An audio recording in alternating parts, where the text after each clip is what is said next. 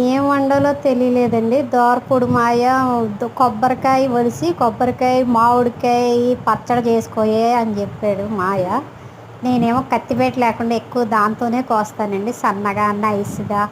చూడండి ఎంత చూడడానికి కూడా అందంగా కూడా ఉంటుంది. ములగాకండి ఇవన్నీ కలిపి పచ్చడి చేద్దామని మిరపకాయలు ఒకటి తెచ్చుకొని అన్నీ మగ్గబెడుతున్నాను. శనగపప్పు ములగాకు మగ్గబెట్టింది ఒక దాంట్లో వేసుకున్నాను. మిక్సీలో శనగపప్పు ములగాకు మిక్సీలో వేసుకున్నాను. ఈ లోపల ఏగుతుంటే మా అమ్మగారికి పులుపు వద్దు అన్నారు. ముందు మా అమ్మగారు కొబ్బరి వేసి అవన్నీ కలిపి తాలింపు పెట్టేశాను, మిక్సీ పట్టి తాలింపు పెట్టేశాను. మా అమ్మగారి పచ్చడి వేరుగా తీసానండి. మా అమ్మగారు ఇడ్లీలు ఉడికే చూడు అంటే దానికి 12 కన్నాలు ఎట్టేసి మొత్తం ఇడ్లీలు పైన రేకు అంతా కన్నాలు ఎట్టేసింది.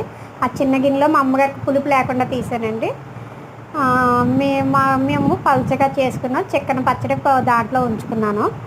రాత్రి అలా ప్లాస్టిక్ గ్లాసుల్లో మంచినీళ్ళు పోసుకొని పచ్చడి వేసుకొని ఇడ్లీలు పెట్టుకొని రెడీగా తినేసి మా అబ్బాయి బయటికి వెళ్తాడట. రోడ్డు ఓపెనింగ్ అంట, పోలీస్ స్టేషన్ దగ్గర ఇప్పుడు వెళ్తున్నాడు.